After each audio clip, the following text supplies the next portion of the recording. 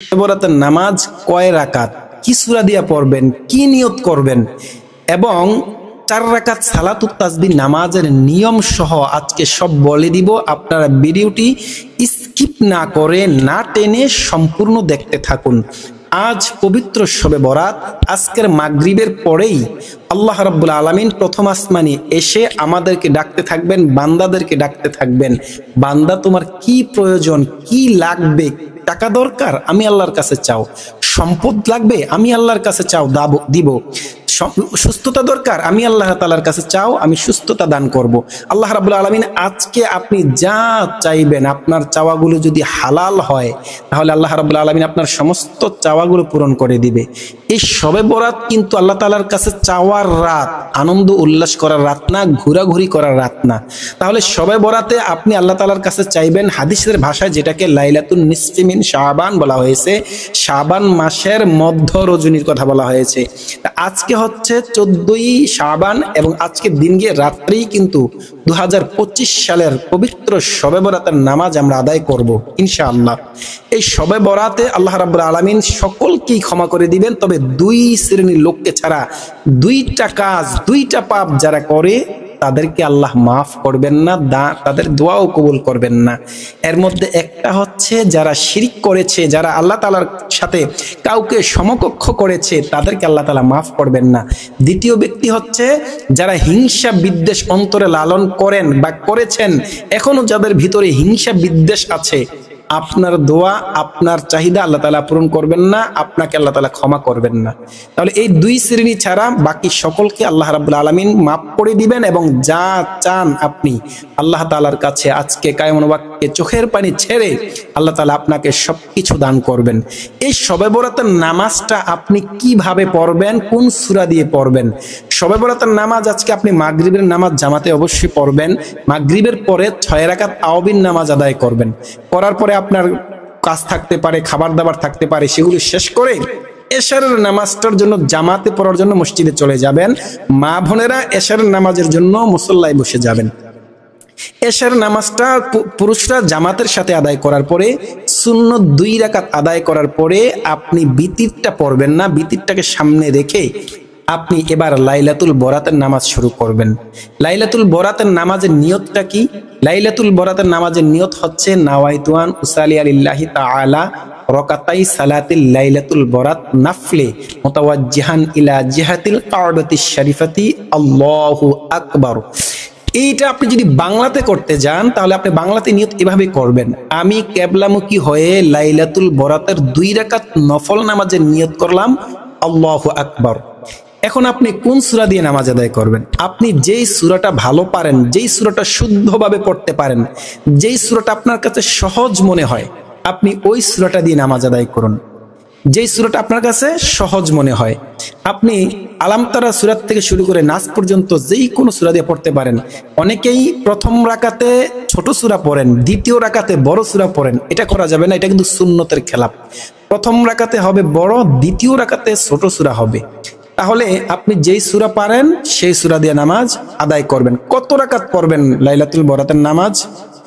লাইলাতুল বরাতের নামাজ হচ্ছে 2 রাকাত করে শুরু করবেন। প্রথম 2 রাকাত পড়লেন, তারপর আবার 2 রাকাত পড়বেন। পড়ার পরে বসে আপনি সূরা কেরাত যা পারেন এগুলো বসে বসে পড়বেন। আয়াতুল কুরসি পড়তে পারেন। আয়াতুল কুরসি অনেক ফজিলত। আল্লাহু লা ইলাহা ইল্লা হুয়াল হাইয়ুল কাইয়্যুম লা তাখুযুহু সিনাতু ওয়ালা নাওম লাহু মা ফিস সামাওয়াতি ওয়া মা ফিল আরদ মান যাল্লাযী ইয়াশফাউ ইনদাহু ইল্লা বিইযনিহি ইয়ালামু মা বাইনা আইদিহিম ওয়া মা খালফাহুম ওয়া লা ইউহিতুনা বিশাইইন মিন ইলমিহি ইল্লা বিমা শাআ ওয়াসিআ কুরসিয়্যুহুস সামাওয়াতি ওয়াল আরদ ওয়ালা ইয়াউদুহু হিফযুহুমা ওয়া হুয়াল আলিয়্যুল আযীম। বলে দিলাম আয়াতুল কুরসিটা, এটা আপনারা আমার সাথে সাথে পড়ে আপনারা পড়তে পারবেন, শিখতে পারবেন। তাহলে আয়াতুল কুরসি পড়বেন, দুরূদ শরীফ পড়বেন, ইয়াসিন সূরা পারলে ইয়াসিন সূরা পড়বেন, তারপরে আল্লাহ তাআলার কাছে মুনাজাত দিবেন। কিভাবে আপনি মুনাজাত দিলে আপনার দোয়া আল্লাহ তাআলা ফিরাবে না? কিভাবে কি পড়বেন?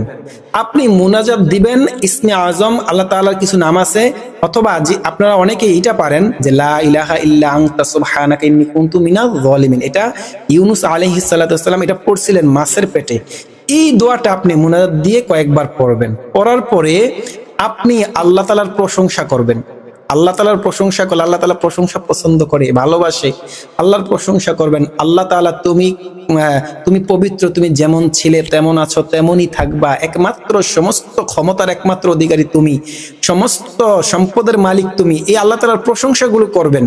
প্রশংসা শেষ করে আপনি নবীর উপরে দুরূদ পড়বেন, নবীর প্রশংসা করবেন।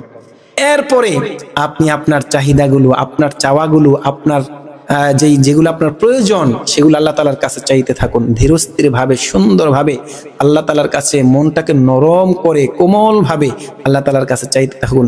তারপরে যখন আপনার চাওয়া শেষ হবে আপনি আবার আল্লাহর প্রশংসা করবেন, নবীজির উপর দুরূদ পড়বেন, তারপরে আপনি মুনাজাত শেষ করবেন। ইনশাআল্লাহ আল্লাহ তাআলার কাছে আপনি যা চাইবেন তাই পেয়ে যাবেন।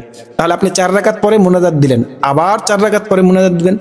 এরকম ভাবে আপনি চাইলে 8 রাকাত পরেও দিতে পারেন, আবার যদি একবারে শেষ করে দেন তাও দিতে পারেন। তবে বারবার আল্লাহ তাআলার কাছে চাইলে আল্লাহ তাআলা একবার না একবার আপনার দোয়া কবুল করবে। তাহলে সর্বনিম্ন রাকাত পড়বেন আপনি 12 রাকাত। 12 রাকাত লাইলাতুল বরাতের নামাজ আদায় করবেন। এখন আসেন, আমি 4 রাকাত সালাতুত তাসবিহ নামাজের কথা বলেছিলাম, যে সালাতুত তাসবিহ নামাজটা হচ্ছে এমন একটা নামাজ, বিশ্বনবী সাল্লাল্লাহু আলাইহি ওয়াসাল্লাম চাচাকে বলেছিলেন যে চাচা আপনি এই নামাজটা, ইবনে আব্বাস রাদিয়াল্লাহু তাআলা আনহুকে বলেছিলেন যে এই 4 রাকাত নামাজ আপনি পারলে দৈনিক একবার পড়ুন। দৈনিক একবার না পারলে সপ্তাহে একবার, সপ্তাহে না পারলে মাসে, মাসে না পারলে বছরে, বছরে না পারলে জীবনে একবার হলেও সালাতুত তাসবিহ নামাজ আদায় করেন।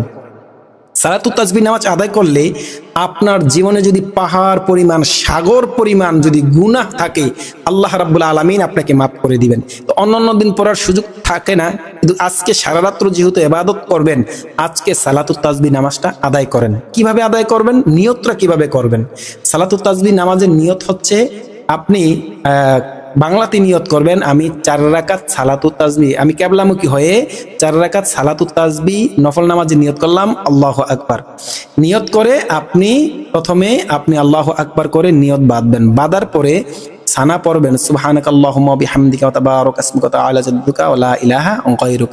সানা পড়ার পরে এই দোয়াটা পড়বেন 15 বার। সানা পড়ার পরে এই দোয়াটা 15 বার পড়বেন। পড়া শেষ যে দোয়াটা পড়বেন সেটা হচ্ছে সুবহানাল্লাহ ওয়ালহামদুলিল্লাহ ওয়া লা ইলাহা ইল্লাল্লাহু আল্লাহু আকবার। এই দোয়াটা 15 বার পড়বেন। তারপরে আপনি সূরা ফাতিহা পড়লেন। সূরা ফাতিহার পরে আপনি একটা সূরা মিলাবেন, যেই সূরা আপনি পারেন। আলাম তারা থেকে শুরু করে আলাম তারা পড়লেন প্রথম রাকাতে, তারপরে সূরা ফাতিহা এবং সূরা মিলানো শেষ। এখন আপনি রুকুতে যাবেন। রুকুতে যাওয়ার আগে এই দোয়াটা পড়বেন 10 বার। তাহলে কয়বার হলো? 25 বার। রুকুতে গিয়ে আপনি রুকুর যেই তাসবিহ আছে, সুবহান রাব্বিয়াল আযীম, সুবহান রাব্বিয়াল আযীম, সুবহান রাব্বিয়াল আযীম 10 বার পড়লেন। টোটালি কয়বার হলো? 35 বার। আপনি সোজা হয়ে দাঁড়াবেন, সামি আল্লাহু লিমান হামিদা বলে দাঁড়ায়া পড়বেন 10 বার, 45 বার। আপনি সোজা সিজদার মধ্যে চলে গেলেন। সিজদার মধ্যে গিয়ে সিজদার তাসবিহ 3 বার পড়লেন। তাসবিহ 3 বার পড়ার পরে এই দোয়াটা পড়বেন 10 বার। তাহলে কয়বার হলো? 55 বার। তারপর আপনি 2 সিজদার মাঝে, আপনি যখন একটা সিজদা দিয়েছেন দিয়ে বসছেন, বসে এই দোয়াটা পড়বেন 10 বার, 65 বার। আবার সিজদা দিলেন, দ্বিতীয় সিজদা, সিজদায় গিয়ে আবার সিজদার তাসবিহ, তারপরে এই দোয়াটা 10 বার। এই 75 বার। 1 রাকাত পড়লাম, 1 রাকাতের মধ্যে মোট 75 বার হলো। তো এরকম ভাবে 4 75 300, এই 300 বার এই দোয়াটা পড়তে হবে। এই সালাতুত তাসবিহ নামাজটা আপনি আদায় করেন। আজকে সুবর্ণ সুযোগ, আজকে এমন একটা দিন, হতে পারে আপনার জীবনের শেষ শবে বরাত এটা। গত শবে বরাতে অনেক মানুষই পৃথিবীতে ছিল, তারা আজকে কবরের বাসিন্দা, পৃথিবীতে আর কোনো দিন তারা ফিরে আসবে না। এজন্য এই সালাতুত তাসবিহ নামাজটা এই শবে বরাতে আদায় করুন। এবং আমি প্রায় বলে থাকি, ভাই আজকে রাত্রে ইবাদতের পূর্বে যাদের বাবা মা বেঁচে আছে, বাবা মার সাথে দেখা করুন, বাবা মার সাথে কথা বলুন, বাবা মার সাথে সদাচরণ করুন, বাবা মার সাথে হাসি দিয়ে কথা বলুন। বাবা মার চেহারার দিকে যদি আপনি নেক নজরে যতবার তাকাবেন, ততবার, যদি দুইজনের দিকে তাকান, 2টা কবুল হজের সওয়াব করে দেওয়া হবে, যতবার তাকান। এজন্য বাবা মার কাছ থেকে আজকে দোয়া নেবেন। আজকে এমন অনেক মানুষ আছে বাবা মার সাথে কথা বলে না, বাবা মার খাওয়ান খরচ দেয় না, বাবা মার খেদমত করে না, কিন্তু মসজিদে যায়। ভাই মসজিদে যান আমি নিষেধ করি না, তবে বাবা মার খেদমত না করে আপনি যদি বাবা মার খেদমত, কারণ একটা হাদিসের মধ্যে আসছে যারা বাবা মার মনে কষ্ট দেয় তাদের দোয়াও আল্লাহ কবুল করেন না। এজন্য বাবা মার সাথে সদাচরণ করবেন, বাবা মার কাছ থেকে দোয়া নিয়েই আজকে শবে বরাতের নামাজগুলো আদায় করবেন।